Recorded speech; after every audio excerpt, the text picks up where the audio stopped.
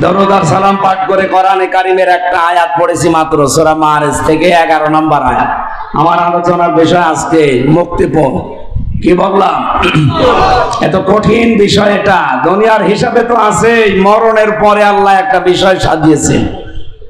আল্লাহ রাব্বুল আলামিন বলেন, মানুষের মরণের পরে আমি ময়দানে মাহশারে এমন কঠিন অবস্থা বানাবো, কিয়ামতের ওই ময়দানটা 50 আলফা সানা মিম্মা তাউদ্দুন। দুনিয়া 1 2 করে যেভাবে গণনা করো, মরণের পরে এক একটা দিন শুরু হবে কিয়ামতে 50,000 বছরের মতো লম্বা। এ বিশাল জীবন, এক একটা দিন। বিজ্ঞানী আয়াত নিয়ে প্রমাণ করতে চেয়েছে, কেউ যদি দুনিয়াতে 100 বছর হায়াত পায়, মরণের পরে যে জীবন শুরু হচ্ছে, ওই জীবনে এক একটা দিনের তুলনায় মানুষ যেন মাত্র 2.5 সেকেন্ড বেশি থাকে। কত? আমি 33 বছর এখন বয়সে, ওই হিসাবে আমি মাত্র 1 মিনিট হায়াত পেয়েছি মরণের পরের জীবনের তুলনায়। কথা বলেন না কেন? 2.5 সেকেন্ড যেখানে, তাহলে 33 আরো 33, এই হিসাবে আমি মাত্র 1 মিনিট কয়েক সেকেন্ড হায়াত পেয়েছি দুনিয়ায়। এর ভেতরে কত স্বপ্ন অলরেডি আমি দেখে ফেলেছি, আরো দেখতেছি। আমি যদি কোরআনের আয়াত সত্যি বিশ্বাস করে থাকতাম, বাস্তবে বলেন তো 2.5 সেকেন্ডের জন্য যা করছি, 2.5 মিনিটের জন্য আমি যা করছি, 100 বছরের হায়াতে কোটি কোটি মিনিট পড়ে আছে আমার সামনে, ওর জন্য কি করা দরকার? আল্লাহ বলেন, প্রতিটি মানুষের সামনে দিন কিন্তু আমি রেখে দিয়েছি। যুবক মানুষ বৃদ্ধ হয়ে যাবে ওই দৃশ্য দেখলে। মেয়েদের লজ্জা স্থান আর লাগবে না, পেট ফেটে সন্তান বের হয়ে পড়ে যাবে। দুধের বাচ্চার কথা পর্যন্ত মা ভুলে যাবে, মনে রাখতে পারবে না। ওয়ালা ইয়াসালু হামিমুন হামিমা। বন্ধু বন্ধুর কোনো কথা মনে রাখবে না, মনে রাখার মতো হবে না। কেন? ইউবাসসিরুনাহুম, তাদেরকে যদিও মুখোমুখি করা হবে, দেখানো হবে যে এটা তোর সেই বন্ধু। কয়েকদিন আগে আমি দিনাজপুর গিয়েছিলাম। বিশ্ববিদ্যালয়ে থাকাকালীন এক বন্ধু ছিল, মাওলানা মাহফুজুর রহমান। ওরা আমি ছেলে যাওয়ার আগেও দেখি নাই কয়েক বছর, এরপরে তো 3 বছর আর এই কয়েক মাস, প্রায় 5-6 বছর কেটে গেছে। ও শুনেছে কিভাবে আমি দিনাজপুরে ঢুকেছি, খবর দিল নাম্বার নিয়ে। পরে দেখার পরে বললাম আজকে সময় নেই, যাই অন্যদিন আসবো। ও আমাকে দেখার পরে যে আচরণ করেছে, আমার তো আয়াতটা মনে পড়েছে, কিয়ামতে আল্লাহ কঠিন অবস্থায় এই মাহফুজ আমারে বলবে, হামজা আমি তোমারে চিনি না। ইয়াওয়াদুল মুজরিমু লাউ ইফতাদি মিন আযাবি ইয়াউমিদিন বিবানি। কিয়ামতের ওই ময়দান থেকে পরিত্রাণ পাওয়ার জন্য আমি আল্লাহকে কথাও বলবো, আল্লাহ এই যে 7 বছর পরে যার সাথে দেখা হয়েছিল, এখন তো একটা নজর ওর থেকে আলাদা করতে মনে চাচ্ছে না। এই মাহফুজকে আমি মুক্তিপণ হিসাবে দিয়ে দিলাম। জান অন্তরঙ্গ এত বড় বন্ধুকে পর্যন্ত মানুষ মুক্তিপণ দিতে চাইবে। বিবানী, নিজের সন্তান পর্যন্ত। আল্লাহ সন্তানের নাম দিলেন কেন? এই পৃথিবীতে আমরা বন্যা দেখেছি, জলোচ্ছ্বাস দেখেছি। বন্যার সময় অনেক মা পর্যন্ত নিজে ভাসতে ভাসতে মারা গেছে, নিজের 2 বছরের ছেলে আর মেয়েকে বুকের উপরে রেখে ভাসিয়ে রেখেছে। তার মানে নিজের জীবনের তুলনায় সন্তানকে ভালোবাসে এরকম মা দুনিয়ায় আছে? বলেন। আমার ওই ছোট মেয়েটা ফারিহা জান্নাত, ওর আমি ছেলে যাওয়ার 1 বছর রেখে গিয়েছিলাম, এখন ওর বয়স 4 বছর। এখনো আমারে ভালো চেনে না, কিন্তু ওর প্রতি আমার যে ভালোবাসায় 3 বছরে জন্মিয়েছে। এই যে কোরআন শরীফ আমার সামনে, বাস্তব কথা বলছি। আজ প্রধানমন্ত্রী শেখ হাসিনা যদি আমারে বলে, দেশ তোমার নামে লিখে দিলাম, ফারিহাকে জবাই করো, আমার দ্বারা সম্ভব না। সত্যি বলছি। অথচ আল্লাহ ফারিহার নামটাই দিয়েছেন আগে বিবানী। কিয়ামতে এই ফারিহাকে হামজা বলবে, আল্লাহ এরেও দিয়ে দিলাম, আমারে মুক্তি দাও। নারায়ণগঞ্জবাসী, বিষয়টা বলতে আমি যত সহজে বলছি, এটা প্র্যাকটিক্যালে কি অত সহজ? বলেন, আপনি বাস্তবে ওই সম্মুখীন হন তো দেখি। ইব্রাহিম আলাইহিস সালাম হয়েছিলেন 80 বছর বয়সের সন্তান হওয়ার পরেও 13 বছর খোঁজ খবর নেননি। 13 বছর পরে সে বলছে, আল্লাহ আমাকে পাঠিয়েছে তোমাকে জবাই করার জন্য। আমার মনে হয় আমাদের মতো ছেলে মেয়েরা হলে বলতো, তুমি কি বাবা না কসাই? ভণ্ডামি করতে এসেছো। জন্মের পরে আর খবর নাওনি, এই মরুভূমিতে রেখে গেছো 13 বছর পরে এখন এসেছো বাবার দাবি নিয়ে আবার জবাই করার জন্য। তোমার মতো বাবা আমি মানি না। অথচ ইসমাইল নবী বলেছিলেন, বাবা হুকুমটা আল্লাহর, আমি আপনার আল্লাহর বিধান, আমার আল্লাহর বিধান মানতে ওই পরিমাণে রাজি আছি যে পরিমাণে আপনি রাজি আছেন। আল্লাহ এখানে শব্দের দিকে খেয়াল করে দেখবেন, ফালাম্মা আসলামা ওয়া তাল্লাহু লিল জাবিন। আল্লাহ পাক বলেন, দুইজনে যখন এগ্রি হয়ে গেছে তখন আল্লাহর বিধান তারা মানতে সহজ হয়েছে। তাফসিরে ফি জিলালিল কোরআনে মুফাসসির বলেন, আসলামা আল্লাহ দিলেন কেন? তাসনিয়ার সিগা দিয়েছেন এই জন্য, ইসমাইল নবী যদি বলতেন আমি সবাই করব, আল্লাহর বিধান আমি মানব, ইসমাইল নবী যদি বলতেন না আমি এটা হতে দেব না, আমার জীবন আমি দেব না, আল্লাহর বিধান মানা হতো? বলেন বলেন, পারতো না। আবার ইসমাইল যদি বলতেন হ্যাঁ আমি জবাই হব, আল্লাহর বিধানে আমি রাজি আছি, ইব্রাহিম নবী যদি বলতেন না আমার মায়া লাগে, 80 বছর বয়সে ধরে পেয়েছি আমি করব না জবাই, আল্লাহর বিধান পালন হতো? বাংলার মুসলমানেরা কেন এই আয়াত পড়েন, শিক্ষা নেন না? শুধু এই টুপিওয়ালা গুলো হেফাজত জামাত চর্ম নাই কি করবে দেশে? আর এদেরই দায় পড়েছে নাকি ইসলামে দেশে কায়েম করার? আপনি মুসলমান না? হ্যাঁ কথা বলেন না কেন? আপনার আগা কাটা নেই না? অনেকের কাটা নেই, এই যে এটার কাটা নেই, কাটা এরকম কয়েকটা আছে, তাছাড়া বাকিদের সবই কাটা আছে। অন্তত আপনি টুপি তো মাথায় দিয়ে আছেন এখন।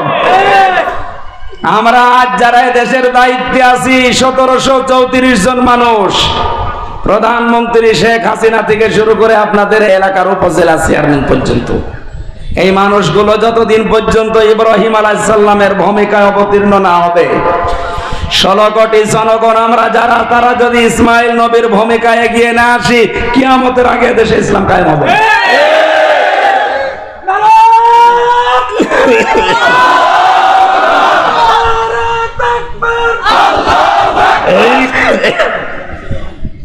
যতটুকু বোঝার যদি বুঝে থাকেন, আমার মনে হয় ওয়াজ হয়ে গেছে। আমরা আহ্বান জানাবো যারা দায়িত্বে আছেন, আপনারা ইব্রাহিম নবীর ভূমিকায় আসেন। নারায়ণগঞ্জের বন্দরে যে 50টা পরীক্ষার কথা বলেছিলাম জাতির পিতা ইব্রাহিম আলাইহিস সালামের, আপনার যারা দায়িত্বে আছেন আমাদের পিতার মতো অভিভাবক, সুতরাং আমরা চাই আমাদের জাতির পিতা ইব্রাহিম নবীর মতো এগিয়ে আসবেন আল্লাহর বিধান পালন করার জন্য। আমরা 16 থেকে 18 কোটি জনগণ ইসমাইলের ভূমিকায় জীবন দিতে আমরা রাজি আছি আল্লাহর বিধানের জন্য। দেখবেন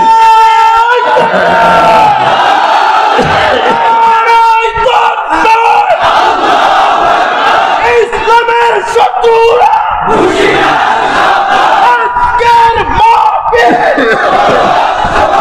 সারা বিশ্বের মুসলিম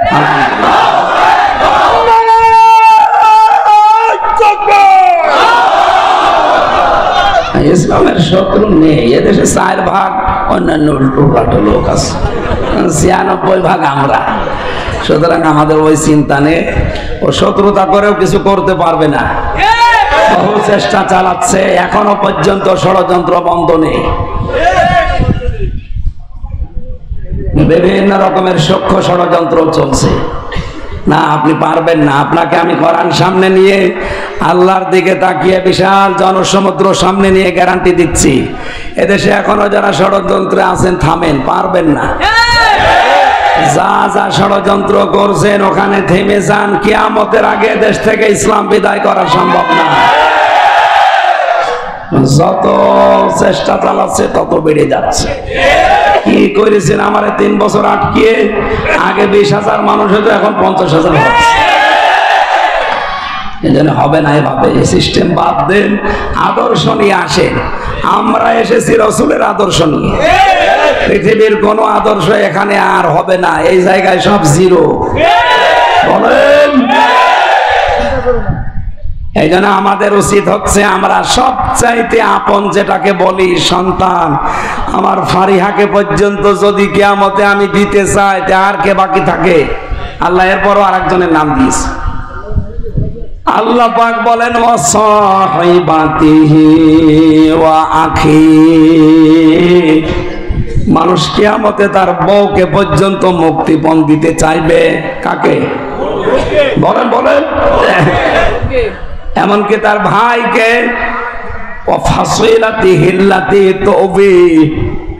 তার জ্ঞাতি গোষ্ঠী, তার দলের লোক যারা তাকে আশ্রয় দিত, বিভিন্ন জায়গায় আকাম কোকাম ভণ্ডামি করে আসলে এলাকায় যারা তারে আশ্রয় দিত, তারা পর্যন্ত বলবে আল্লাহ এগুলো নিয়ে নাও।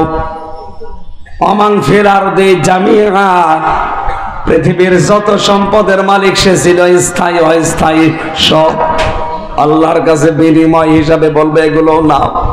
সুম্মায়ুমজি, এরপরেও তুমি আমাকে বাঁচাও। ও বাংলার মুসলমানেরা একটু খেয়াল করেন আয়াতগুলো, আল্লাহ কত শক্তভাবে আমাদের জানাচ্ছেন। এই কথাগুলো বলতে বলতে আল্লাহ হঠাৎ করে আলোচনার ধরনটা পাল্টিয়ে ফেলেছেন।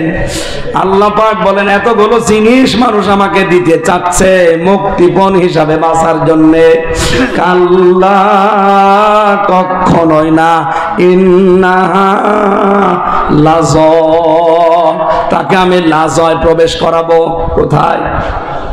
বলেন বলেন, লাজা কি? না, জাহান্নামের একটা দরজা। এখানে যারা আলেম আছে তারা বাদ দিয়ে আমার মনে হয় সাধারণ 100 জনের 99 জন ভুল করবে। যদি বলি জাহান্নাম কয়টা, বলবে 7টা। কোন জায়গায় পেয়েছেন আপনি কোরআনে? না, নেই।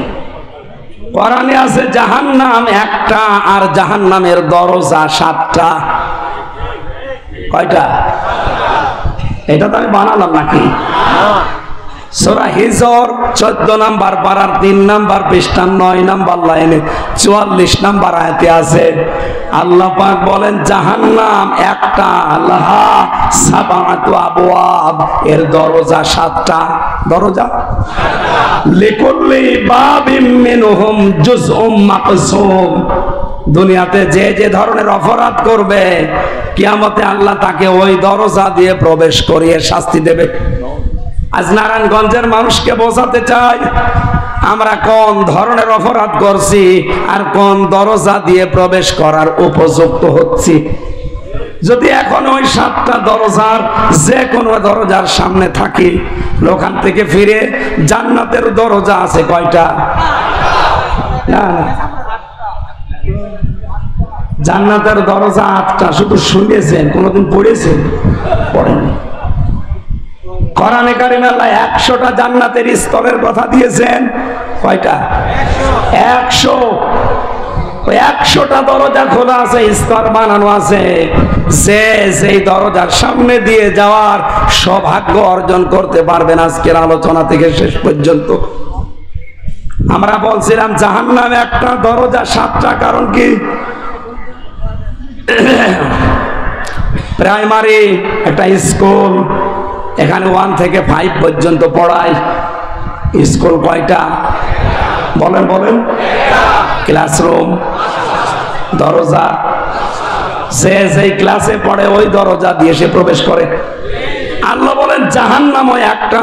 দুনিয়ায় যে যে ধরনের অপরাধ করবে তার কেসেমে ওইটা জুটবে, তার ভাগে। তাহলে আজকে আপনি মিলাবেন আপনি কোন অপরাধে আছেন আর কোন দরজা দিয়ে আল্লাহ আপনাকে প্রবেশ করাবে। তার 1 নম্বর দরজার নাম হচ্ছে লাজা। নাম কি? বলেন বলেন। কি এটা? নাযাআতাল লিশাওয়া, আল্লাহ বলেন দরজা দিয়ে প্রবেশ করানোর সঙ্গে সঙ্গে মানুষের চামড়া খসে যাবে। কথা শুনতে যত সহজ মনে হচ্ছে বিষয়টা অত সহজ। আমি রিমান্ডে ছিলাম 10 দিন, ওখানে আমাকে দেখেছি আমি তো মূল্য চুরির মামলা কিছুই জানি না, তাই 10 দিন। যারা অস্ত্র নিয়ে ধরা পড়েছে মার্ডার মামলার আসামি, এই মানুষগুলোকে যারা রিমান্ডে নিয়ে যায় তারা বলে যে মধু সোনা এ দুধ খাও, এই নখ তুলে নেয়। আমাকে বিভিন্ন জিনিস দেখিয়েছিল কিন্তু আমার কোলে নাই, তা আমার সামনে অনেকে তুলেছে। জীবিত মানুষের যদি নখ তুলে নেয় বলেন তো, এরপর আবার এরকম লবণ ছিটিয়ে দেয়। নখ তুলে নেওয়ার পরে যদি লবণ ছিটায় জীবিত মানুষ, ও তো এমনি অজ্ঞান হয়ে যাওয়ার কথা। আর বাকি যে জায়গায় বিভিন্ন জিনিস দেওয়ার কথা অত তো বলাই যাচ্ছে না। এই যে এখানে যাওয়ার পরেও কিন্তু চামড়া খসে যায়নি।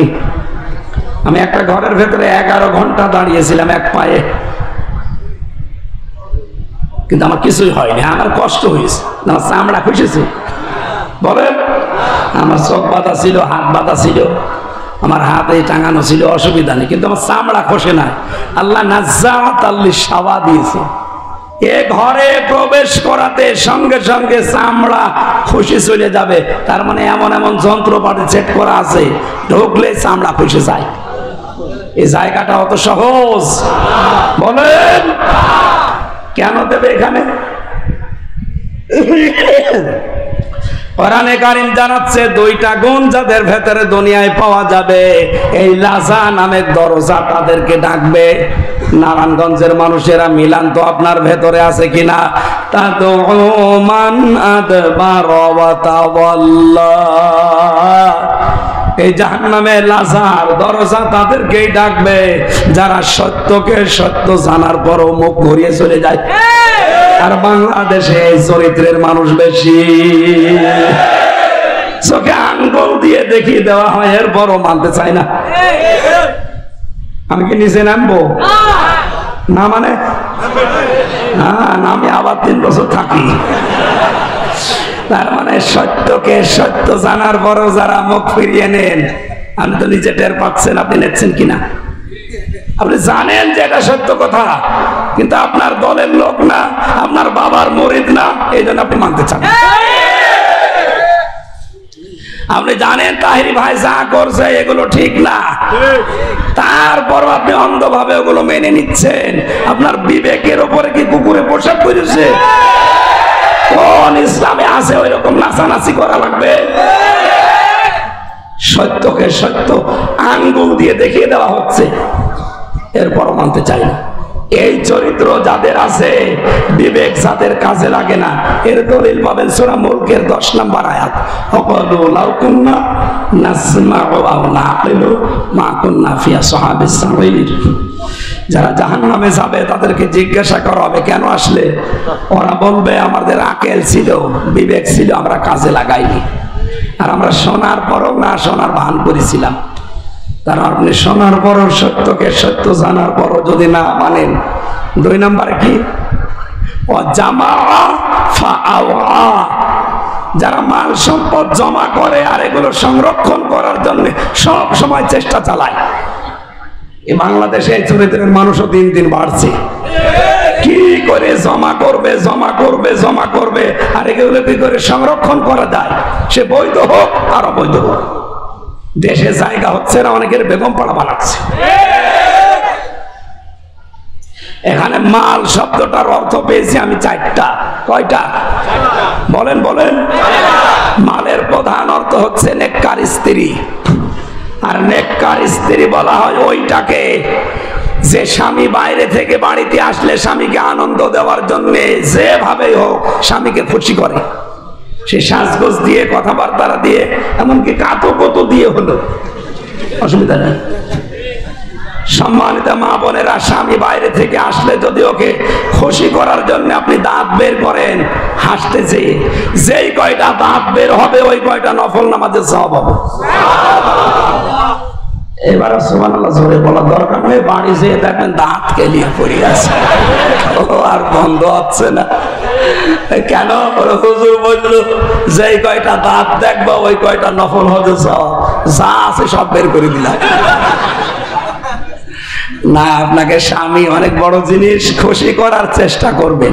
এখানে প্রশ্ন আসতে পারে মা বোনদের, ওই যে দুইজন মহিলা দাঁড়িয়ে আছে, ওরা যদি বলে হুজুরে ওয়াজ থামান, ওই এমন জল্লাদের সাথে বিয়ে হয়েছে শাহজাহান জল্লাদ, ও জীবনে কোনোদিন একটু পাউডার কিনে দেয় না, আমি মাখবো কি? এরকম জল্লাদ নেই দেশে।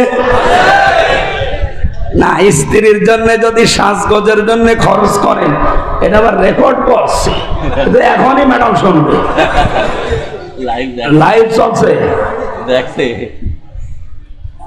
আমার মনে হয় হাদিস না বলাই ভালো হবে না, যদিও আমি এই ওমরা থেকে আসার সময় ওর মেকআপ বক্স দিয়ে এসেছি, সুতরাং আমার বলা অসুবিধা নেই। না, স্ত্রীর সাজগোজের জন্য কেউ যদি খরচ করে, যদি মাসে 2000 টাকা ওর পেছনে খরচ হয়, মনে করবেন এটা আল্লাহর রাস্তায় দান করলাম। সুবহানাল্লাহ বলছেন না কেন আমি জানি, কারণ এগুলো তো দেন না।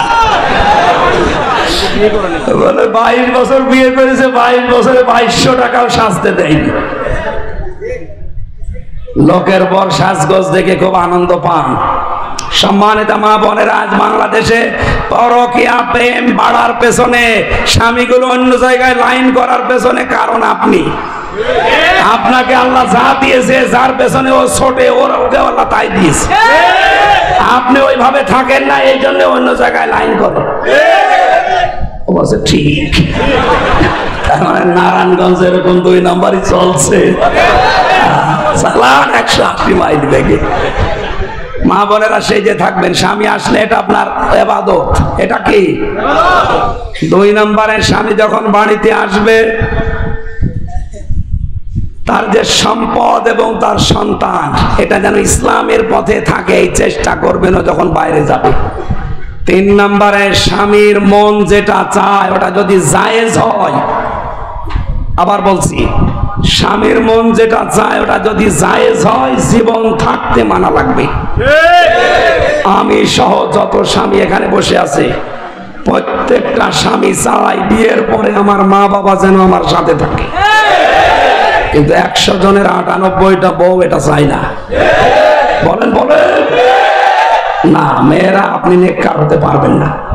কি করবেন দুনিয়ায় এত সম্পদ দিয়ে আর এত আরামে থেকে? কি করবেন? আপনার আখিরাত নষ্ট হয়ে যাচ্ছে।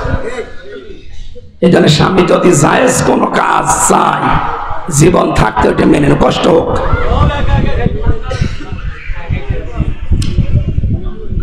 4 নম্বরে নিজের ইজ্জতের হেফাজত করা লাগবে মেয়েদের। আমি জেলখানাতে দ্বিতীয় যে জল্লাদ পেয়েছিলাম, এই শাহজাহান জল্লাদ বের হওয়ার পর, এখন আছে ইলিয়াস, কেন্দ্রীয় জেলখানার যে লোকটা এখন ফাঁসিতে ঝোলায় মানুষকে, ওর নাম ইলিয়াস, চট্টগ্রামে বাড়ি। ওর কাছে একদিন বসে বসে শুনছিলাম কি হয়েছে।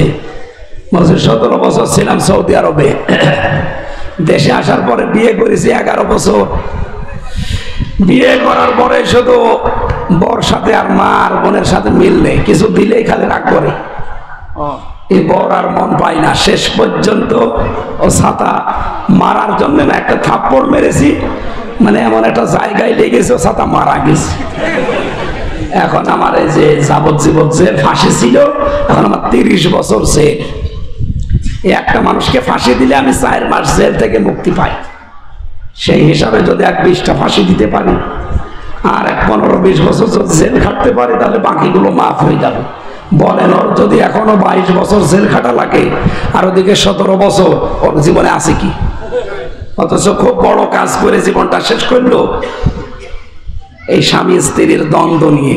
সামান্য একটা দ্বন্দ্ব, ও মা বাবাকে বোনকে একটু খরচপাতি দিত, ওই মেয়ে লোক সহ্য করতে পারতো না।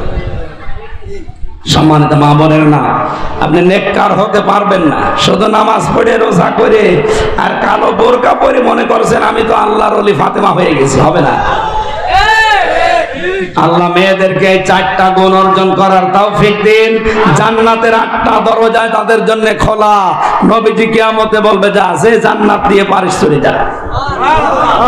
আল্লাহ মেয়েদেরকে 4টা গুণ অর্জন করে নেককার স্ত্রী, পৃথিবীর শ্রেষ্ঠ সম্পদ মাল, এটা হওয়ার তৌফিক দিন। দ্বিতীয় নম্বর, মাল মানে ক্ষমতার চেয়ার। 3 নম্বরে মাল মানে অস্ত্র শস্ত্র। 4 নম্বরে মাল মানে সম্পদাদি। এই 4টা বিষয় যারা জমা করছেন, এই মনে করবেন যে এগুলো আমার পরীক্ষার বস্তু, এগুলো একটা আমার হাতে থাকার বিষয় না, এগুলো আমি জমা করে সংরক্ষণ করার বিষয় না, এগুলো সব আমার আখিরাত কামাই করার মাধ্যম। আল্লাহ আমাদেরকে তৌফিক দিন, বলেন আমিন। স্ত্রীর সাথে ভালো ব্যবহার করব আমি এই কারণে, কারণ এর দ্বারা আমার যেন আখিরাত তৈরি হয়। কথা বুঝতেছে? নাই তো আমার এই লোকের মেয়ের সাথে ভালো ব্যবহার করা কোন দরকার, আমি করছি এই কারণে, কারণ এর সাথে ভালো ব্যবহার করলে আমার জান্নাত তৈরি হবে। আল্লাহ আমাদেরকে কোরআনে কারীম সহজ সরল ভাষায় বোঝার তৌফিক দাও। পারিবারিক জীবনের দাম্পত্য কলহ এবং এর সমাধান করা লাগে 19টা কায়দায়। কয়টা? আমি জেলখানা থেকে বসে বসে টুকে রেখেছিলাম, বাইরে এসে 2টা বই পড়েছি। স্বামী স্ত্রীর দাম্পত্য কলহ কিভাবে তৈরি হয়, মারামারি, গন্ডগোল, পরকীয়া, প্রেম, আর এগুলো মেটাতে হয় কি কি দিয়ে। 19টা যে কাজ আছে, বইটা এখানে আছে কি জানি না, এই যেখানে বইগুলো আছে নিয়ে যাবেন। নিয়ে স্ত্রীকে, মেয়েকে, বিয়ে হয়নি মেয়েকে আগে পড়াবে, নিজের ফুফুকে, নিজের শাশুকে, দাদিকে, মাকে পড়তে বলবেন। মেয়েরা নিয়ে স্বামীকে পড়াবেন, পরকীয়া প্রেম থেকে মুক্ত হবে ইনশাল্লাহ। কণ্ঠ এবং শরীরের দিকে তাকিয়ে 11:30 বাজে আমি মাপ চেয়ে শেষ করছি, আজকে আর পারছি না। সারাদিন কোর্টের বারান্দায় খুব কষ্ট হয়েছে, সারাদিন আজকে কোর্টে। আগামীতে কোনো জায়গায় যদি আসি, শীতের সময় মাহফিল নেবেন আর রাত 9টায় তুলে দেবেন, আমরা চেষ্টা চালাবো ইনশাল্লাহ। এই বইটা মোনাজাতের পরে নিয়ে যাবেন। আমিন, আল্লাহুম্মা আমিন। ربنا ظلمنا أنفسنا وإن لم تغفر لنا وترحمنا لنكونن من الخاسرين। রব্বুল আলামিন, আমার কণ্ঠ আর শরীরের দিকে তাকিয়ে আমি শেষ করে দিলাম। নারায়ণগঞ্জের মানুষগুলো কোরআন শোনার জন্য, বোঝার জন্য এত পাগল, এদেরকে তুমি ওমরের মতো বানিয়ে দাও। সওয়াবগুলো তুমি বিশ্বনবীর রওজায় পৌঁছিয়ে দাও। এই মাহফিলের আয়োজন যারাই করেছে, তাদের আত্মীয় স্বজন যারা কবরে আছে, তাদেরকে চিরতরে ক্ষমা করে দাও। এ আলামিন কওমি মাদ্রাসা কিয়ামত পর্যন্ত তুমি কায়েম রাখো আল্লাহ। মা বোনেরা যারা এসেছে, ফাতেমার মতো, আয়েশার মতো বানিয়ে দাও। আল্লাহ, আমার কণ্ঠটা তুমি ভিক্ষা দাও, আমার কণ্ঠটা তুমি ভিক্ষা দাও। আমিন, আল্লাহুম্মা আমিন। বড় কষ্ট হচ্ছে তোমার কোরআনের কথাগুলো প্রচার করতে। আল্লাহ তাআলা, তোমার কাছে আমি কুদরতি পা ধরে ভিক্ষা চাই, আমার কণ্ঠটা তুমি কোরআনের জন্য দান করো, ভিক্ষা দাও। আমার মা বাবাকে মাফ করে দাও। রব্বানা হাব লানা মিন আজওয়াজিনা ওয়া যুররিয়াতিনা কুররাতা আয়ুন ওয়াজআলনা লিল মুত্তাকিনা ইমামা। আল্লাহ তাআলা, বাংলাদেশে সবচাইতে বড় ঝামেলায় আছি আমরা আলেমেরা। তুমি মেহেরবানি করে আমাদের জন্য হামে ও নাসির হয়ে যাও। আমরা ইলমের হক আদায় করতে পারছি না। ভয় হয় মাঝে মাঝে, নামের আগে মাওলানা লেখা আছে, আলেম লেখা আছে, না জানি কিয়ামতে তুমি কোটি মানুষের সামনে আবার অপমান করো কিনা। রব্বুল আলামিন, যা করার দুনিয়াতে শাস্তি দিয়ে দিও, কিয়ামতে কোটি কোটি মানুষের সামনে আল্লাহ তুমি আমার চরিত্রকে উলঙ্গ করে দিও না। এখানে যারাই আলেম আছে, আলেমদেরকে তুমি নিজের কুদরতি জবান চাদর দিয়ে ঢেকে রাখো। এদেশের মুসলমানদেরকে বাঁচাও, এদেশে কোরআন মানা যায় এরকম একটা পরিবেশ তৈরি করে দাও। আল্লাহ, প্রশাসনের যে ভাইগুলো দায়িত্ব পালন করছে, আজকে বাংলার প্রশাসনের উপরে তোমার রহমত নাযিল করো আল্লাহ। এদেশের দায়িত্বে যারা আছে সহি সালামতে পালন করার তৌফিক দাও আল্লাহ। ত্রিমুখী ষড়যন্ত্র চলছে, এদিকে আমেরিকা, এদিকে চীন, ভারত আর রাশিয়া। আল্লাহ, আমাদের দেশটা বড় গেড়া কলে পড়ে আছে, তোমার কুদরত দিয়ে আমাদের দেশটাকে বাঁচাও। প্যালেস্টাইনের মুসলমানদের জন্য তুমি হামে ও নাসির হয়ে যাও। লা হাওলা ওয়ালা কুওয়াতা ইল্লা বিল্লাহিল আলিয়্যিল আযীম। কখন মরণ চলে আসে জানি না। আমার কণ্ঠটা ভিক্ষা চেয়ে আজকের মতো আমি বিদায় নিলাম।